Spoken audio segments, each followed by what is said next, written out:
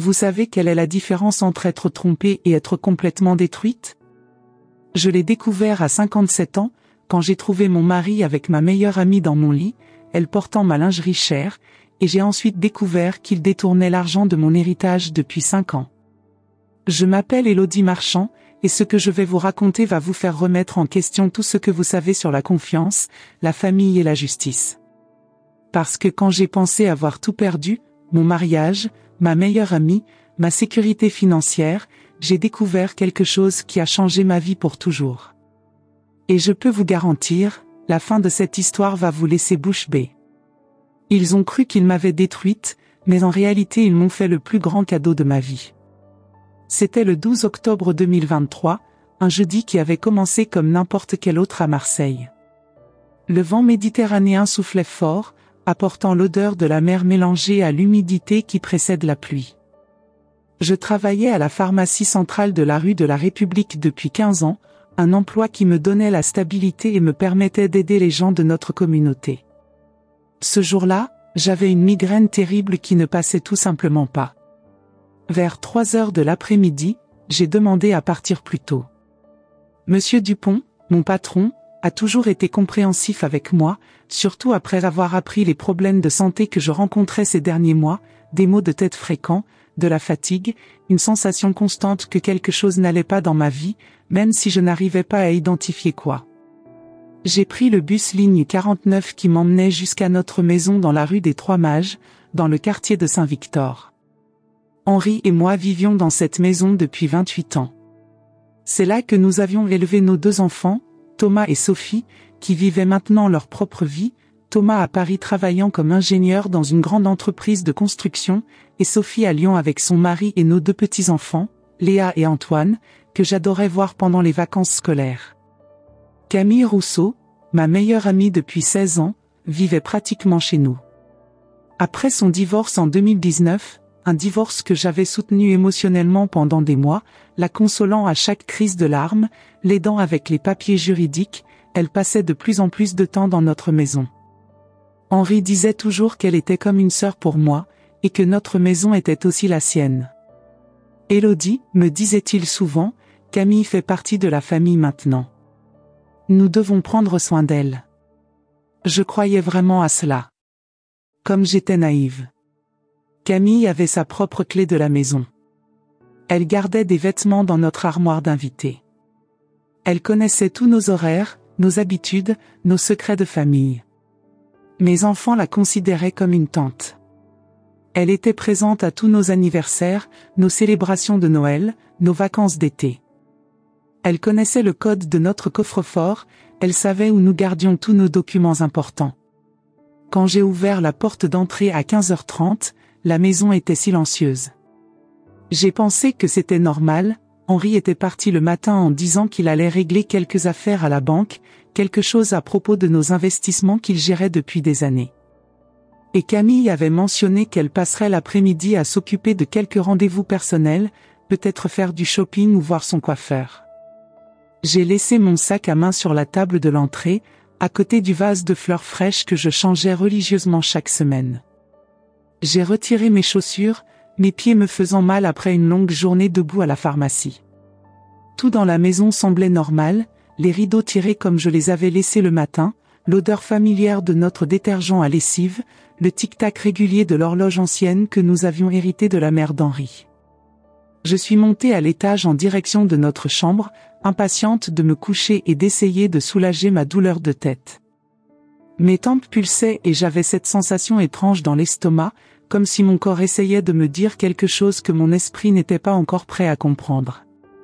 Mais quand je suis arrivée dans le couloir du 2e étage, j'ai entendu des sons étranges venant de notre chambre. Mon cœur a commencé à battre plus fort. Au début, j'ai pensé que cela pouvait être la télévision, peut-être qu'Henri était rentré plus tôt que prévu et regardait un film. Mais les sons étaient différents. Organiques. Humains. J'ai ouvert la porte lentement, sans faire de bruit, mon instinct me disant que quelque chose n'allait vraiment pas. Et c'est alors que ma vie s'est complètement écroulée. Henri, mon mari de 32 ans de mariage, l'homme avec qui j'avais partagé mes rêves, mes peurs, mes espoirs pour l'avenir, était dans notre lit avec Camille. Elle portait mon ensemble de lingerie en soie rouge, celui que j'avais acheté lors du dernier voyage à Paris et que je n'avais même pas encore eu l'occasion de porter. Ils étaient si absorbés l'un par l'autre qu'ils n'ont même pas remarqué ma présence. Je suis resté paralysé pendant quelques secondes, essayant de traiter ce que je voyais. Mon cerveau refusait d'accepter la réalité. C'était comme regarder un film d'horreur, sauf que j'étais la protagoniste et que c'était ma vraie vie qui s'effondrait devant mes yeux. Puis, quelque chose en moi a explosé. Une rage que je n'avais jamais ressentie auparavant. « Qu'est-ce qui se passe ici, bon sang ?» ai-je crié, ma voix résonnant dans la chambre comme un coup de tonnerre. Les deux se sont séparés d'un bond, avec des expressions de panique totale. Camille a essayé de se couvrir avec le drap, mon drap, ses cheveux ébouriffés, ses joues rouges de culpabilité. Henri est resté là, pathétique, sans savoir quoi dire, sa peau pâle et ses yeux évitant les miens. « Élodie, je peux expliquer. » A commencé Henri, mais je l'ai interrompu. « Expliquer ? Expliquer quoi ? Que tu trompes notre famille dans notre propre lit. Qu'elle, j'ai pointé Camille du doigt, porte mes sous-vêtements pendant qu'elle détruit notre mariage ? Ma voix tremblait, pas seulement de colère, mais de choc profond. 16 ans d'amitié. 32 ans de mariage. Tout détruit en un instant. Camille a finalement trouvé sa voie. Élodie, nous ne voulions pas que tu découvres comme ça. Vous ne vouliez pas que je découvre comme Cécédia ? Alors comment ? Avec une invitation formelle ? Un faire-part ? Les larmes ont commencé à couler sur mon visage, mais ce n'était pas seulement des larmes de tristesse. C'était de la rage, de la déception, de l'humiliation, tout mélangé dans une douleur que je n'avais jamais ressentie auparavant. C'était comme si on m'arrachait le cœur et qu'on le piétinait devant moi. Henri a essayé de s'habiller rapidement, ses mains tremblant en cherchant ses vêtements éparpillés sur le sol de notre chambre. Élodie, ce n'était pas censé arriver. Nous sommes tombés amoureux. Ce n'était pas planifié. Pas planifié, j'ai ri avec amertume. Depuis combien de temps cela se passe-t-il ? Depuis combien de temps vous deux faites ça dans mon dos ? Le silence qui a suivi m'a donné la réponse. Ce n'était pas quelque chose de récent. Ce n'était pas une erreur d'un moment. C'était une trahison délibérée et prolongée. Sortez de ma maison. Tous les deux. Maintenant, ai-je crié, ma voix devenant plus forte et plus déterminée. Élodie, s'il te plaît, nous pouvons parler. A tenté Camille, enfilant rapidement une de mes robes de chambre. Parler ? Après 16 ans d'amitié, après tout ce que j'ai fait pour toi, tu me poignardes dans le dos de la pire façon possible. Et tu veux encore parler ? Je me suis souvenu de toutes les fois où j'avais consolé Camille quand elle pleurait sur son divorce. De toutes les fois où je l'avais accueillie dans ma maison quand elle se sentait seule. De tous les secrets que j'avais partagés avec elle, pensant qu'elle était ma sœur de cœur. J'ai descendu les escaliers en courant, tremblant de rage et de choc. Mon monde entier venait de s'effondrer en quelques minutes. J'entendais les deux s'habiller précipitamment là-haut, chuchotant entre eux. Probablement en train de planifier leur prochaine étape, de décider comment gérer les dégâts. Quand ils sont descendus, ils ont tenté une fois de plus de me parler, mais j'étais déterminé. Je veux que vous sortiez tous les deux de ma maison dans 5 minutes. Et Henri, tu peux chercher un avocat, parce que je vais demander le divorce. Les mots sont sortis de ma bouche avec une clarté qui m'a surprise moi-même. Dans ce moment de destruction totale, j'avais trouvé une force que je ne savais pas posséder. Ils sont partis ensemble, et j'ai verrouillé la porte derrière eux. Ce n'est qu'alors que je me suis effondré sur le canapé du salon, pleurant comme je n'avais pas pleuré depuis des années. Mais au milieu de toute cette douleur, il y avait quelque chose d'autre, une petite voix dans ma tête qui disait que peut-être, juste peut-être, cette destruction était en fait le début de quelque chose de nouveau. Mais vous n'avez aucune idée de ce que j'étais sur le point de découvrir. La trahison n'était que le début de l'histoire. Si vous pensez que découvrir une trahison est le pire qui puisse arriver, attendez d'entendre ce que j'ai trouvé quand j'ai commencé à enquêter sur la vie qu'ils menaient dans mon dos. Ce que j'ai découvert sur mon argent, sur ma propre famille, sur qui ils étaient vraiment, cela m'a vraiment choqué. Et la vengeance? Eh bien, elle est venue d'une façon que même moi je ne m'y attendais pas. Dans les 3 jours qui ont suivi cette découverte dévastatrice, j'ai à peine réussi à sortir du lit. J'ai appelé le travail en disant que j'étais malade, ce qui n'était pas un mensonge, je me sentais vraiment physiquement et émotionnellement détruite. Mon corps entier semblait avoir été frappé par un camion. Je n'arrivais pas à manger, je ne dormais que par petites périodes entrecoupées de cauchemars où je revoyais sans cesse cette scène horrible. Thomas et Sophie ont appelé plusieurs fois, inquiets de ne pas avoir de nouvelles de moi. Ma voix au téléphone devait sonner étrange, différente, parce qu'ils insistaient pour savoir si tout allait bien. « Maman, tu as l'air bizarre, qu'est-ce qui se passe ?» demandait Sophie. Mais je n'arrivais pas à trouver la force de leur dire ce qui s'était passé. Comment annoncer à ces enfants adultes que leur père, l'homme qu'ils respectaient et admiraient, avait détruit notre famille de la manière la plus cruelle possible? Henri a tenté de revenir à la maison le samedi matin. Je l'ai vu de la fenêtre de la chambre, debout devant notre portail, hésitant, regardant la maison comme s'il essayait de rassembler le courage d'entrer. Mais je n'ai pas ouvert la porte. Il est resté dehors pendant plus d'1 heure, frappant doucement, puis plus fort, suppliant pour que je le laisse expliquer. « Élodie, s'il te plaît, ouvre-moi. Nous devons parler. Ce n'est pas la fin de tout. Nous pouvons résoudre ça. » Sa voix sonnait désespérée, mais j'étais déterminée. Il n'y avait plus rien à résoudre. Pas après ce que j'avais vu. Pas après 32 ans de mariage détruits en un instant.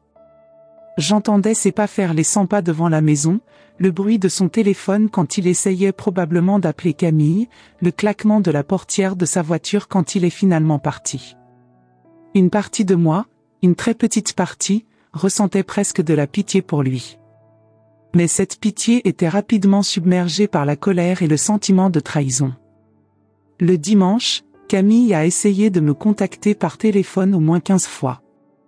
Je voyais son nom s'afficher sur l'écran de mon portable et j'éprouvais une nausée physique. Cette femme qui avait été comme une sœur pour moi, qui connaissait tous mes secrets, mes peurs, mes joies. Comment avait-elle pu me faire ça?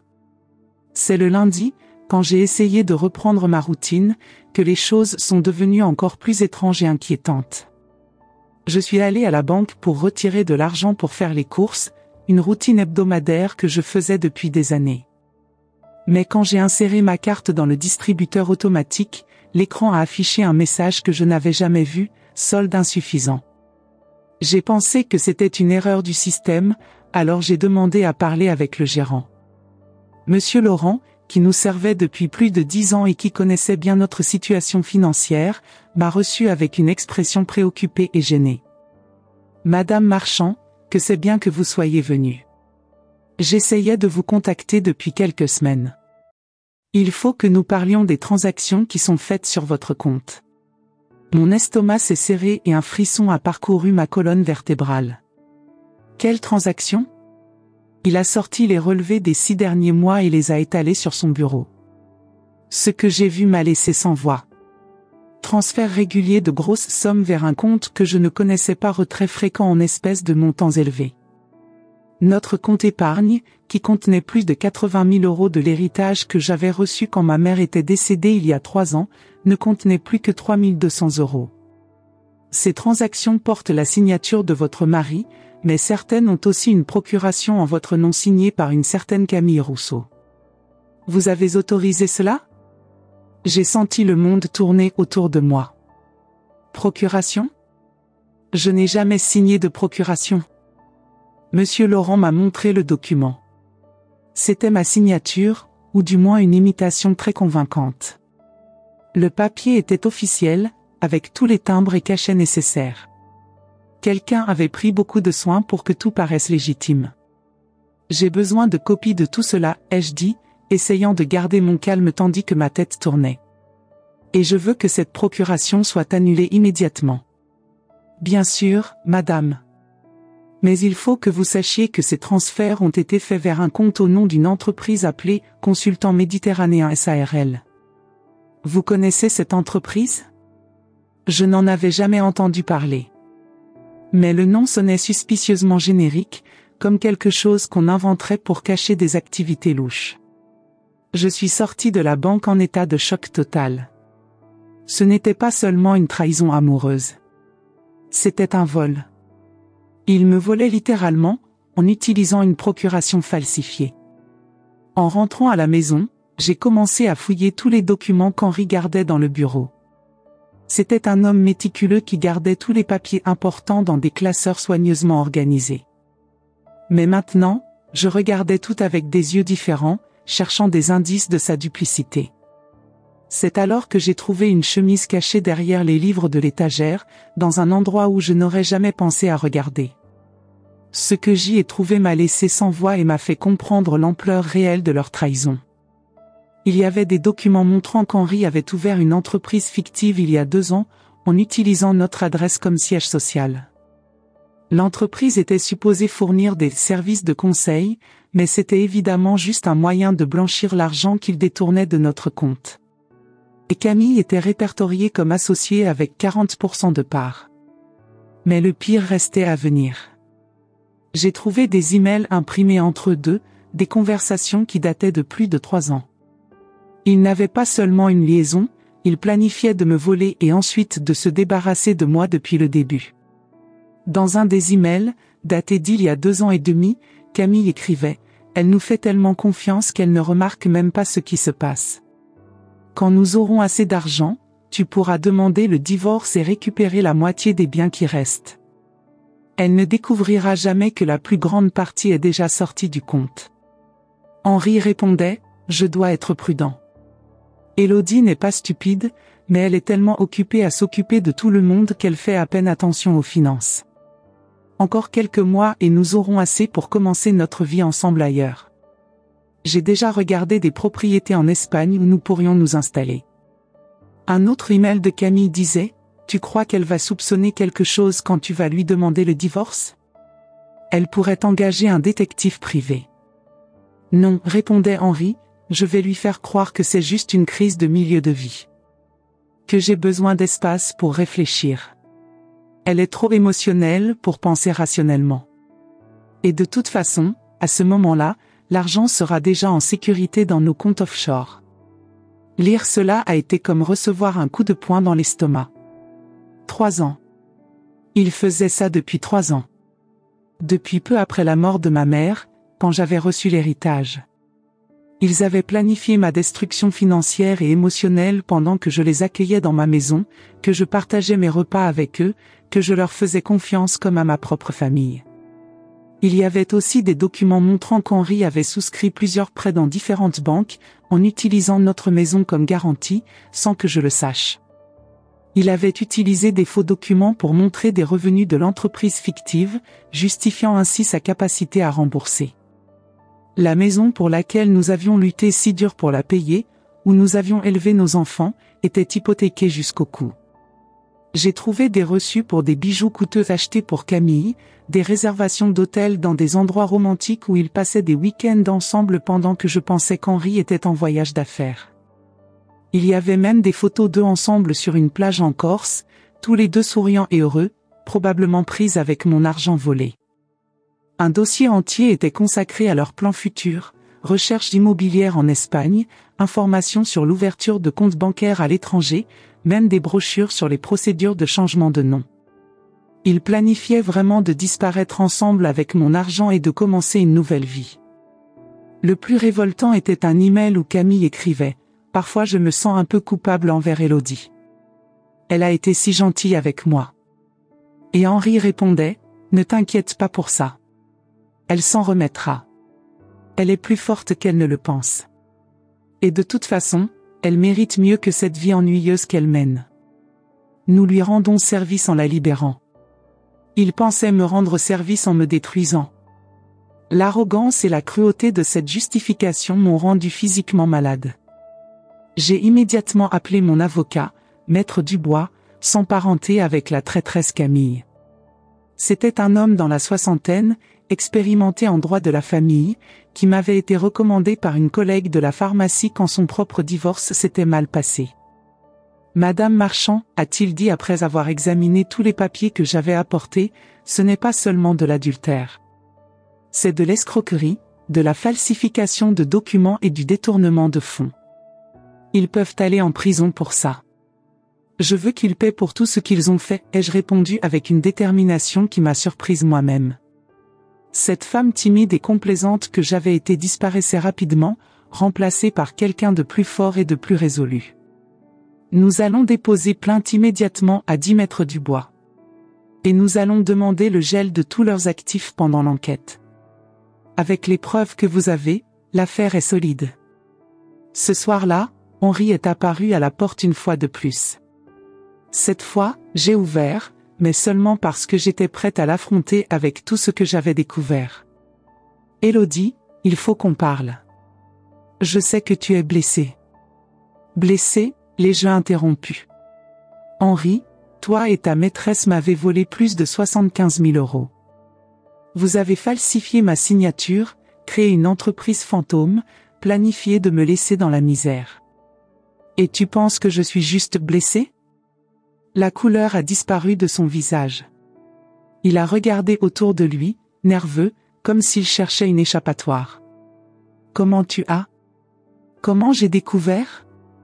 Tu pensais vraiment que je ne découvrirais jamais? Que j'étais si stupide que ça? Henri a essayé de nier, de mentir, d'inventer des excuses, mais j'avais toutes les preuves. Je lui ai montré les emails, les documents bancaires, tout. Élodie, tu ne comprends pas. L'entreprise est réelle, nous allions investir l'argent et tout te rendre. Mensonge. Vous planifiez de fuir avec mon argent. Il est resté silencieux pendant quelques minutes, puis a soupiré profondément. D'accord. C'est vrai. Mais Élodie, nous sommes vraiment tombés amoureux. Ce n'était pas seulement une question d'argent. Ah, comme c'est romantique. Vous êtes tombés amoureux en planifiant de me voler. Quelle belle histoire d'amour. C'est alors qu'il a dit quelque chose qui m'a fait avoir la certitude absolue que j'avais pris la bonne décision. Tu as toujours été si prévisible, Élodie. Si conformiste. Camille me fait me sentir vivant à nouveau. Elle a de l'ambition, des rêves. Toi, tu ne voulais que la même routine de toujours. À ce moment-là, tout reste d'amour que je pouvais encore ressentir pour Henri est mort complètement. Tu sais quoi, Henri? Tu as raison. J'étais prévisible. J'étais conformiste. Mais vous m'avez rendu le plus grand service de votre vie. Vous m'avez réveillé. Et maintenant vous allez connaître une Élodie que vous n'avez jamais imaginé qui existait. Le lendemain, j'ai déposé la demande de divorce et la plainte pénale contre eux deux. Maître Dubois m'a expliqué qu'avec les preuves que nous avions, il était presque certain que nous réussirions non seulement à récupérer l'argent, mais aussi qu'ils affronteraient des conséquences pénales sérieuses. Mais ce à quoi je ne m'attendais pas, c'était de découvrir que ma vengeance allait être beaucoup plus douce que je ne l'imaginais. Parce qu'il y avait quelque chose sur leur situation financière que je ne savais pas encore.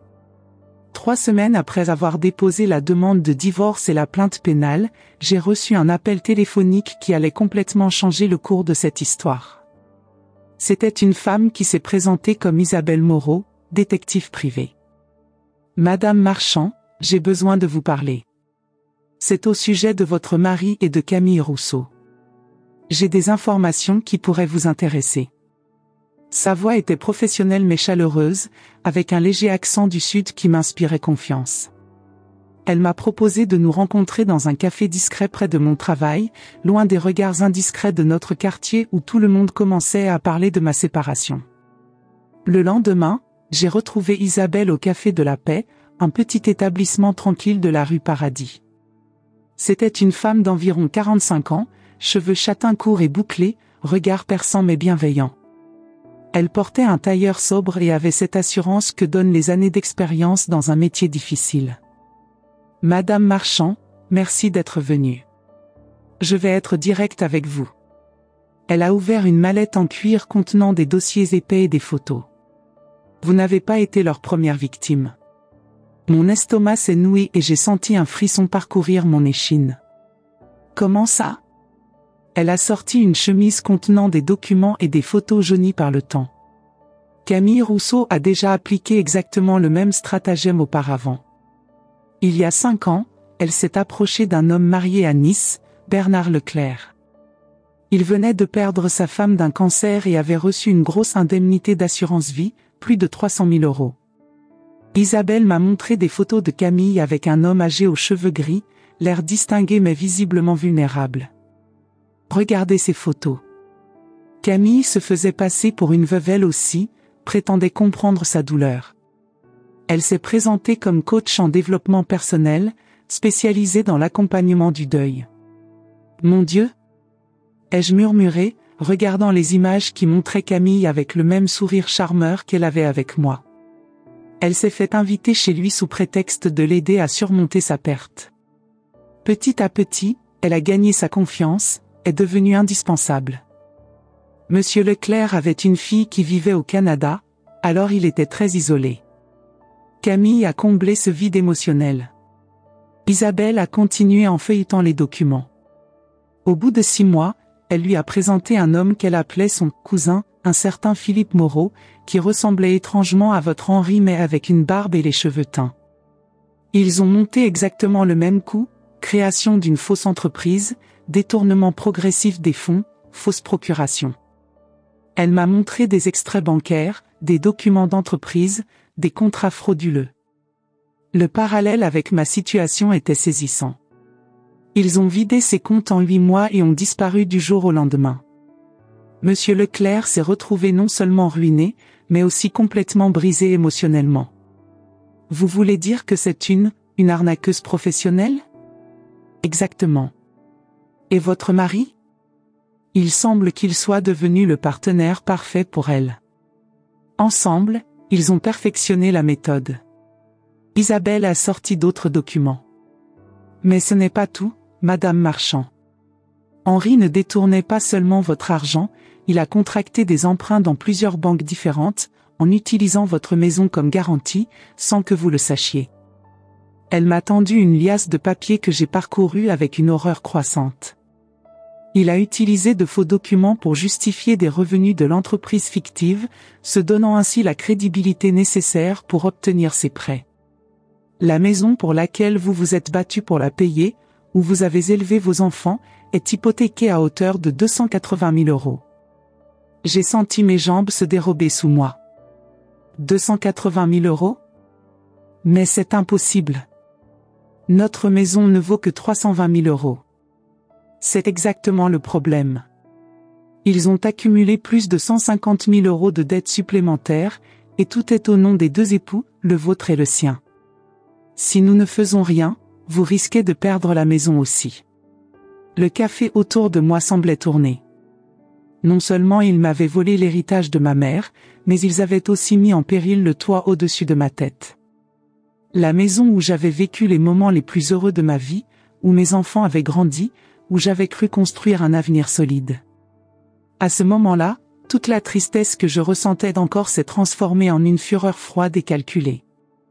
Ce n'était plus de la peine ou de la déception, c'était une détermination implacable d'obtenir justice. Que puis-je faire, ai-je demandé, ma voix plus ferme que je ne l'avais entendue depuis des semaines. Isabelle a souri avec une lueur malicieuse dans les yeux. Eh bien, j'ai une proposition.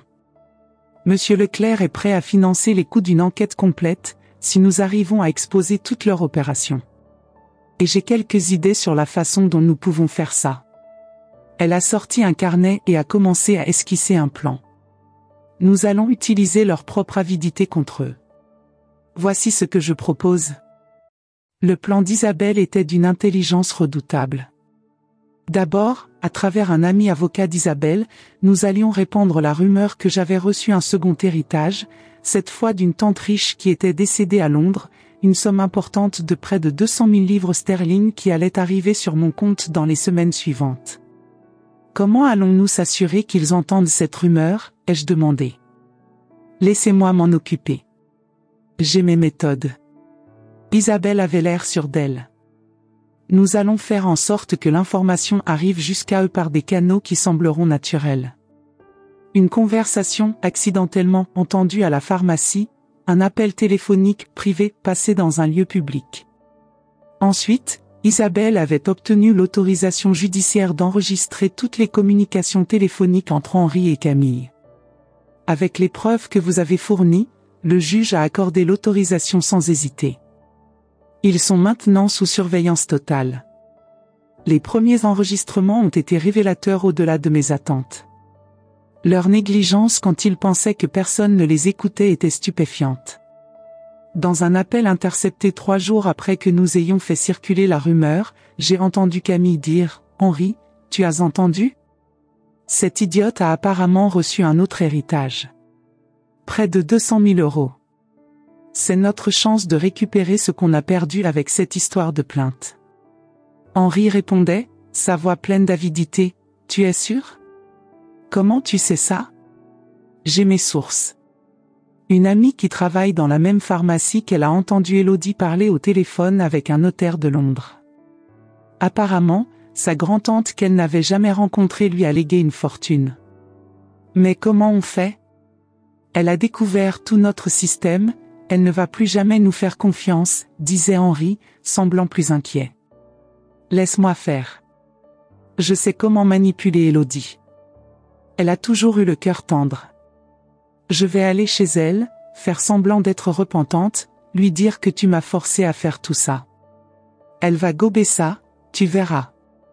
Dans un autre enregistrement, particulièrement révoltant, Camille expliquait à Henri son plan en détail, je vais pleurer, lui dire que je regrette, que j'étais perdue et confuse. Je vais lui raconter que tu m'as menacée, que tu m'as dit que si je ne coopérais pas, tu révélerais des secrets embarrassants sur mon passé. Elle va me consoler, c'est sûr. Et après, demandait Henri. Après, je vais lui dire que tu planifies de prendre le reste de son argent et de disparaître.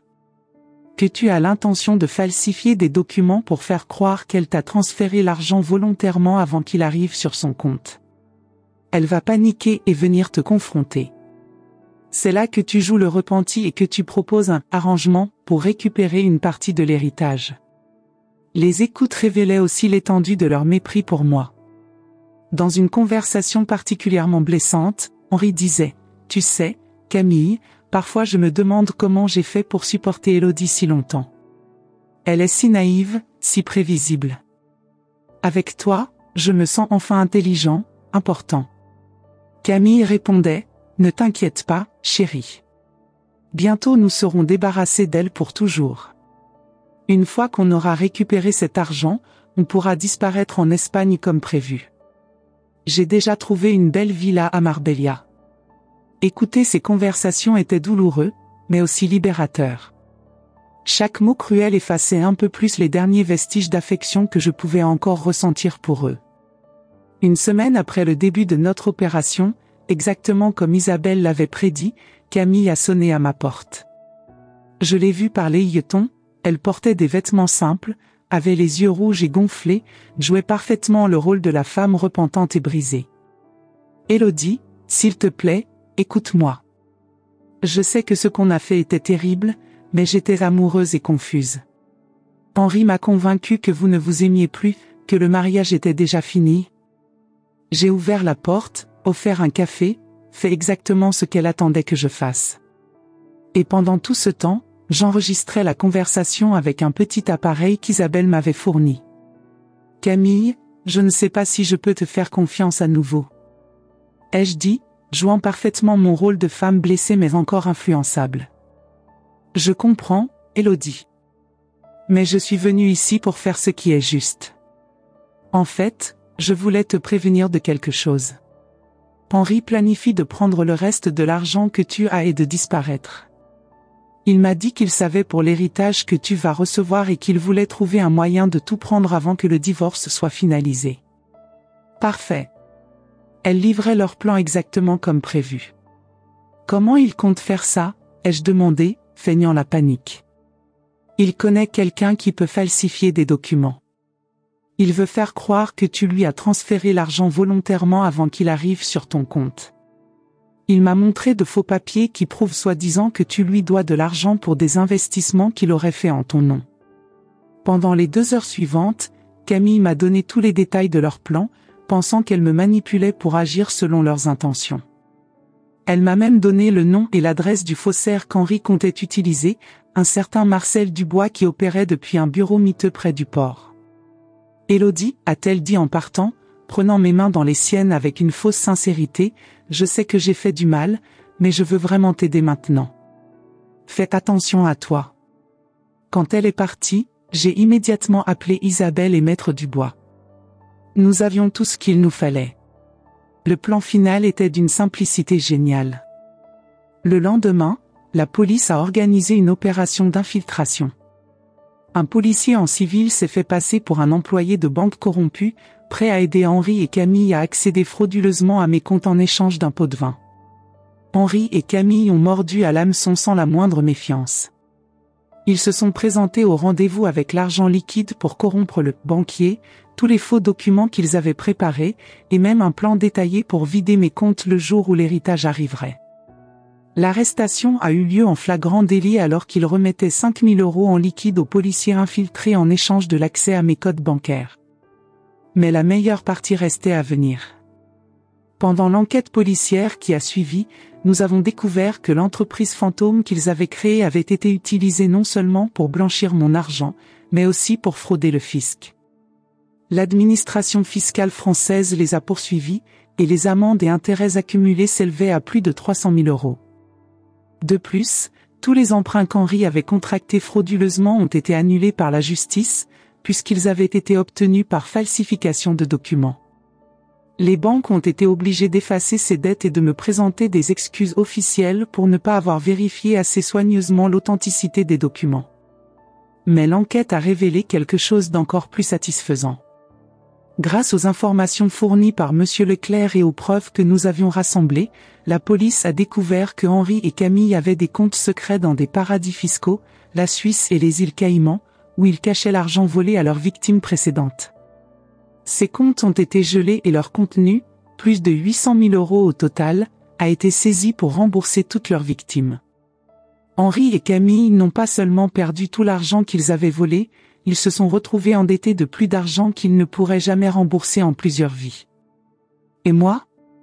Eh bien, non seulement j'ai récupéré mon argent, mais j'ai aussi reçu une indemnisation pour dommages moraux de 180 000 €, en plus de garder tous les biens du mariage, puisqu'Henri a été reconnu coupable de mauvaise foi. La justice française a été implacable avec eux. Henri a été condamné à 4 ans de prison ferme pour escroquerie, falsification de documents et fraude fiscale. Camille a écopé de 5 ans, car elle avait des antécédents criminels du cas de Nice. Tous les deux ont été frappés d'une interdiction bancaire à vie et d'une dette de plusieurs millions d'euros envers l'État et les institutions financières. Mais vous n'imaginez pas ce qui s'est passé après. 6 mois après l'arrestation d'Henri et de Camille, ma vie avait complètement changé. Non seulement financièrement, mais d'une façon que je n'aurais jamais pu imaginer. Henri avait été condamné à 4 ans de prison ferme pour escroquerie, falsification de documents et fraude fiscale. Le jour du verdict, je me trouvais dans la salle d'audience, observant cet homme qui avait partagé ma vie pendant 32 ans être emmené menotté par les gendarmes. Étrangement, je n'ai ressenti ni satisfaction ni tristesse, juste un sentiment de justice accomplie et de fermeture définitive d'un chapitre douloureux. Camille avait écopé de 5 ans, sa peine aggravée par ses antécédents criminels du cas de Nice. Pendant le procès, elle avait tenté de rejeter toute la responsabilité sur Henri, prétendant qu'elle n'était qu'une victime manipulée. Mais les preuves étaient accablantes, les emails, les enregistrements, le témoignage de M. Leclerc. Le juge avait été sans pitié. Tous les deux s'étaient retrouvés avec une dette colossale envers l'État français et les institutions bancaires, plus de 2 millions d'euros au total. Leurs biens avaient été saisis, leurs comptes gelés à vie. Ils ne pourraient plus jamais ouvrir un compte bancaire ou contracter un crédit en France. Moi, non seulement j'avais récupéré tout mon argent, mais j'avais aussi reçu 180 000 € d'indemnisation pour dommages moraux. La maison m'appartenait entièrement, sans aucune hypothèque. Soudain, à 58 ans, Je me retrouvais financièrement indépendante et complètement libre. Mais le plus important n'était pas l'argent. C'était de découvrir qui j'étais vraiment quand personne ne me limitait plus. La première chose que j'ai faite, c'est voyager. Seule. Je n'avais jamais fait ça de ma vie. Henri disait toujours qu'une femme ne devrait pas voyager sans accompagnateur, que c'était dangereux, que je ne saurais pas me débrouiller toute seule. Quel mensonge cela avait été. Mon premier voyage m'a mené en Italie, Florence d'abord, puis Rome, et enfin la côte amalfitaine. J'avais réservé un circuit organisé pour femmes seules, quelque chose que je n'aurais jamais osé faire auparavant. Dans le groupe, j'ai rencontré Claire, une professeure de littérature parisienne de 62 ans qui voyageait seule depuis la mort de son mari 3 ans plus tôt. Élodie, m'a-t-elle dit un soir à Positano, alors que nous buvions un spritz sur une terrasse surplombant la mer, vous savez quelle est la différence entre exister et vivre? Exister, c'est ce qu'on fait quand on vit pour les autres. Vivre, c'est ce qu'on fait quand on découvre enfin qui on est vraiment. Ces paroles ont résonné profondément en moi. Pendant 32 ans, j'avais existé pour Henri, pour mes enfants, pour Camille, pour tout le monde sauf pour moi-même. De retour de ce premier voyage, j'ai pris une décision qui a surpris tout le monde, j'ai démissionné de la pharmacie. Monsieur Dupont était désolé de me voir partir, mais il comprenait ma décision. Madame Marchand, m'a-t-il dit le jour de mon départ, vous semblez être une femme complètement différente. Vous rayonnez d'une façon que je ne vous avais jamais vue auparavant. Il avait raison. Je me sentais renaître. J'ai décidé d'ouvrir mon propre commerce, une petite librairie avec salon de thé, quelque chose dont j'avais toujours rêvé mais que je n'avais jamais osé faire. Henri me disait toujours que c'était une idée stupide, que les librairies ne rapportaient pas d'argent, que je ferais mieux de garder mon travail stable à la pharmacie. Avec l'argent récupéré et l'indemnisation, j'avais les moyens de réaliser ce rêve. J'ai trouvé un local parfait près du vieux port de Marseille, dans une petite rue pavée pleine de charme. L'endroit avait besoin de rénovation, mais j'ai vu immédiatement le potentiel. « Maman, tu es sûre de toi ?» m'a demandé Sophie quand je lui ai annoncé ma décision lors d'un de ses week-ends à Marseille. « Tu n'as jamais géré d'entreprise. »« Et à ton âge ?»« À mon âge, quoi ?» l'ai-je interrompu avec un sourire. « Sophie, j'ai 58 ans, pas 88. J'ai peut-être encore 20 ou 30 ans devant moi. Tu veux que je les passe à faire quoi? À regretter de ne pas avoir essayé ?» Thomas, initialement préoccupé par mes changements, a rapidement compris que je n'avais jamais été aussi heureuse. « Maman, m'a-t-il dit lors d'une visite, je dois avouer quelque chose. Ces dernières années, quand je venais à la maison, je trouvais que tu avais l'air éteinte. Comme si tu n'étais plus vraiment là. Maintenant, je retrouve la maman que j'avais quand j'étais petit, pleine de vie et d'énergie. » Les travaux de rénovation de la librairie ont duré 3 mois. J'ai participé activement à tout, choix des couleurs, aménagement de l'espace, sélection du mobilier. Chaque décision était la mienne, et cette liberté était enivrante. C'est pendant cette période de rénovation que j'ai rencontré Miguel. Il était portugais, 62 ans, veuf depuis 3 ans, et travaillait comme guide touristique à Marseille depuis qu'il avait pris sa retraite de l'enseignement. Il était venu à la librairie un matin où je supervisais l'installation des étagères, attiré par les travaux en cours. « Pardonnez-moi, madame, m'a-t-il dit avec un accent portugais charmant, je suis curieux de savoir quel type de commerce va ouvrir ici. J'amène souvent mes groupes de touristes dans cette rue. » Miguel avait cette façon douce de voir la vie, un humour qui me faisait rire tous les jours. Il était complètement différent d'Henri, attentionné sans être possessif, encourageant mes projets au lieu de les critiquer, respectueux de mon indépendance tout en montrant clairement son intérêt pour moi. « Vous savez, Élodie, m'a-t-il dit un après-midi alors que nous buvions un café en regardant les ouvriers installer l'enseigne de la librairie, la vie ne commence vraiment que quand on arrête de vivre pour les autres et qu'on commence à vivre pour soi-même. » C'était presque exactement ce que Claire m'avait dit en Italie. L'univers semblait me confirmer que j'étais sur la bonne voie. L'ouverture de « Le nouveau chapitre » a eu lieu en mars 2024, par une belle journée de printemps méditerranéen. J'avais organisé une petite fête d'inauguration avec du champagne et des petits fours. Mes enfants étaient venus spécialement, ainsi que mes anciens collègues de la pharmacie et quelques amis du quartier. Miguel était là aussi, m'aidant à accueillir les invités avec une naturelle qui m'a surprise.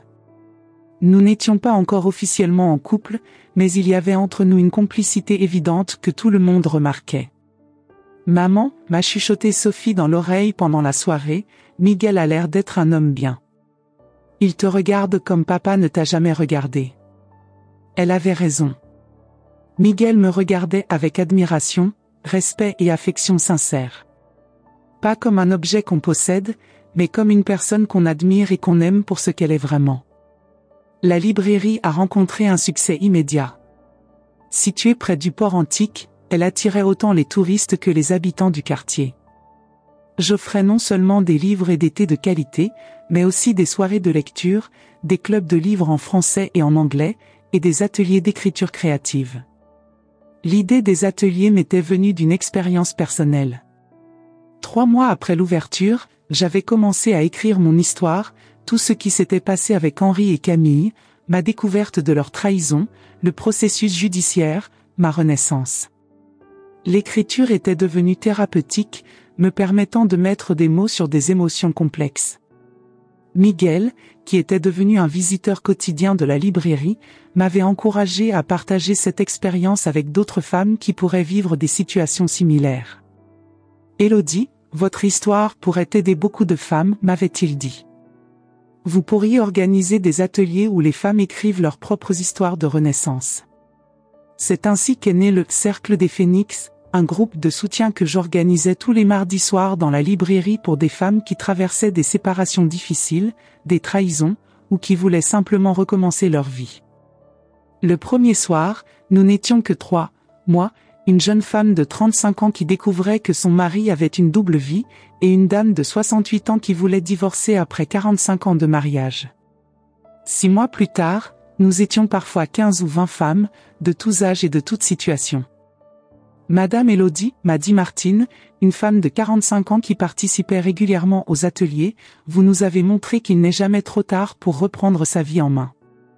Mon mari me disait que j'étais trop vieille pour changer, que personne ne voudrait d'une femme de mon âge. Grâce à vous, j'ai compris que c'était lui qui avait peur de me voir m'épanouir. Ces témoignages me touchaient profondément et donnaient un sens nouveau à tout ce que j'avais vécu. Ma trahison douloureuse était devenue un moyen d'aider d'autres femmes à trouver leur force. Miguel et moi avions officialisé notre relation en juin 2024. Il n'avait pas demandé de sortir ensemble de façon traditionnelle, notre relation s'était développée naturellement, comme une évidence. Un soir, après avoir fermé la librairie ensemble, il m'avait simplement dit « Élodie, je crois que je suis en train de tomber amoureux de vous. Et pas de l'idée de vous, mais de qui vous êtes vraiment. » C'était la première fois de ma vie qu'un homme me disait qu'il m'aimait pour qui j'étais vraiment, pas pour ce que je pouvais lui apporter ou pour le rôle que je pouvais jouer dans sa vie. Notre relation était complètement différente de tout ce que j'avais connu avec Henri. Miguel respectait mon indépendance, encourageait mes projets, partageait les tâches quotidiennes sans que j'aie besoin de le demander. Il m'accompagnait dans mes voyages sans jamais essayer de contrôler l'itinéraire. Il lisait mes écrits et me donnait des conseils constructifs sans jamais critiquer. « Élodie, m'a-t-il dit un soir alors que nous nous promenions sur la corniche Kennedy, avec vous, j'ai l'impression de redécouvrir ce que signifie vraiment être en couple. Avec ma défunte épouse, nous nous aimions, mais c'était différent. Avec vous, je me sens complet d'une façon nouvelle. » À l'automne 2024, nous avons acheté ensemble une petite maison sur la côte, à Cassis, où nous passions les week-ends. La maison avait une terrasse avec vue sur la mer, un petit jardin où Miguel cultivait des herbes aromatiques et des légumes, et une véranda où j'avais installé un bureau pour écrire. Les enfants avaient d'abord été surpris par cette nouvelle relation, mais ils avaient rapidement adopté Miguel. Thomas me disait « Maman, Miguel te traite comme une reine, mais une reine qui reste une personne normale. Papa te traitait plutôt comme une employée de maison qu'il aurait épousée. » Sophie ajoutait « Ce qui me plaît chez Miguel, c'est qu'il ne cherche pas à remplacer papa ou à jouer les beaux-pères avec nous. Il vous aime, vous, et il respecte notre famille sans essayer de s'y insérer de force. En décembre 2024, exactement un an après la découverte de la trahison, j'ai reçu des nouvelles d'Henri par l'intermédiaire de Maître Dubois. Il purgeait sa peine à la prison des Baumettes et tentait d'obtenir une réduction de sentence pour bonne conduite. Il avait apparemment essayé d'écrire un livre sur son expérience, intitulé « L'homme qui a tout perdu par amour », mais aucune maison d'édition n'avait montré d'intérêt. Camille, de son côté, avait été transférée dans une prison de la région parisienne après s'être impliquée dans plusieurs bagarres avec d'autres détenus. Selon les informations que nous avions, elle continuait à clamer son innocence et à blâmer Henri pour tout ce qui s'était passé. « Vous ressentez de la pitié pour eux ?» m'a demandé Maître Dubois lors de notre dernière rencontre. « Non, ai-je répondu sans hésitation. Ils ont fait leur choix, et j'ai fait les miens. La différence, c'est que mes choix m'ont mené vers une vie de liberté, d'accomplissement et d'amour véritable. Les leurs les ont conduits en prison et vers une dette qu'ils ne pourront jamais rembourser. » En janvier 2025, le Cercle des Phénix avait acquis une telle réputation que des femmes venaient de toute la région PACA pour participer aux ateliers. J'ai été invité à donner des conférences dans d'autres villes, à participer à des émissions de radio locales, et même à écrire des articles pour des magazines féminins sur la résilience et la reconstruction après une trahison. Vous êtes devenu un symbole d'espoir pour beaucoup de femmes, m'a dit Isabelle Moreau lors d'un déjeuner où nous célébrions le premier anniversaire de l'arrestation d'Henri et Camille. Votre histoire montre qu'on peut transformer le pire moment de sa vie en tremplin vers le bonheur. La semaine dernière, j'ai reçu une lettre qui m'a particulièrement touchée. Elle venait d'une jeune femme de 28 ans prénommée Claire, oui, le même prénom que ma traîtresse, quelle ironie du sort. Elle écrivait: Madame Élodie, votre histoire m'a donné la force d'enquêter sur mes soupçons concernant mon fiancé. J'ai découvert qu'il me volait depuis 2 ans, exactement comme dans votre cas. J'ai rompu hier et porté plainte aujourd'hui. Merci de m'avoir montré qu'on peut être forte et qu'on mérite mieux. Quand j'ai lu cette lettre, j'ai pleuré. Mais c'était des larmes de joie, de satisfaction d'avoir trouvé un sens à ma souffrance. Aujourd'hui, alors que j'écris ces derniers mots sur la terrasse de notre maison de Cassis, en regardant Miguel arroser les fleurs que nous avons plantées ensemble, en écoutant le bruit des vagues au loin, je pense à cette Élodie d'il y a 2 ans. Cette femme qui pensait que sa vie était finie à 57 ans. Si je pouvais lui parler aujourd'hui, je lui dirais: Élodie, respire profondément. Je sais que ça fait mal, je sais que ça semble être la fin du monde. Mais crois-moi, cette douleur que tu ressens maintenant est le premier pas vers la vie la plus incroyable que tu puisses imaginer. Miguel dit souvent qu'il a rencontré 2 Élodies, celle qui était prisonnière d'une vie qui n'était pas la sienne, et celle qui a choisi de voler de ses propres ailes. Il a eu de la chance, il n'a connu que la seconde. Et si quelqu'un qui m'écoute traverse une trahison, une perte, un moment difficile, je veux que vous graviez ces mots dans votre cœur: la fin d'une histoire peut être le début de la plus belle aventure de votre vie. Dans la semaine, je vais célébrer mes 60 ans. Miguel organise une fête surprise à la librairie, il pense que je ne sais pas, mais Sophie m'a tout raconté. Mes enfants, mes petits-enfants, les femmes du Cercle des Phénix, tous nos amis seront là. Il y a 2 ans, à cette date, je pleurais dans mon lit en pensant que ma vie était finie. Aujourd'hui, je me réveille chaque matin avec un sourire, impatiente de voir ce que la vie va m'offrir. Henri m'a dit un jour que j'étais prévisible, conformiste. Il avait raison. Mais vous savez ce que j'ai découvert? Parfois, on doit être complètement brisé pour découvrir de quoi on est vraiment faite. Et j'ai découvert que j'étais faite de fer, de détermination, de courage. J'ai découvert que je pouvais voler quand personne ne coupait mes ailes. Alors, si quelqu'un qui m'écoute traverse une trahison, une perte, un moment difficile, souvenez-vous de ceci: la fin d'une histoire peut être le début de la plus belle aventure de votre vie. Parce que c'est exactement ce qui m'est arrivé. Et ça peut vous arriver aussi. La vie à 60 ans n'a jamais été si douce. Et ça, mes amis, c'est quelque chose qu'Henri et Camille ne pourront jamais me voler. Voilà mon histoire. Une histoire qui a commencé par la plus grande trahison de ma vie et qui s'est transformée en la plus belle renaissance que je pouvais imaginer. Je sais que beaucoup d'entre vous qui m'écoutez reconnaissent peut-être des éléments de votre propre vie dans ce récit. Cette sensation d'être invisible dans votre propre mariage. Ces doutes qui vous rongent quand quelque chose ne semble pas normal. Cette peur de l'avenir qui vous paralyse. Si c'est votre cas, je veux que vous sachiez quelque chose, vous n'êtes pas seul. Et surtout, il n'est jamais trop tard pour reprendre le contrôle de votre vie. Peut-être que vous vivez une situation similaire en ce moment même. Peut-être que vous soupçonnez quelque chose mais que vous n'osez pas creuser plus profondément. Ou peut-être que vous venez de découvrir une vérité douloureuse et que vous vous sentez perdue, détruite, comme si le monde s'écroulait autour de vous.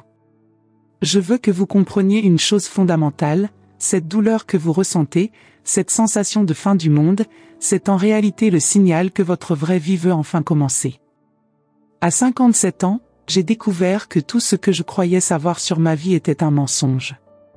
À 60 ans aujourd'hui, je peux vous dire que ces 3 dernières années ont été les plus belles de toute mon existence.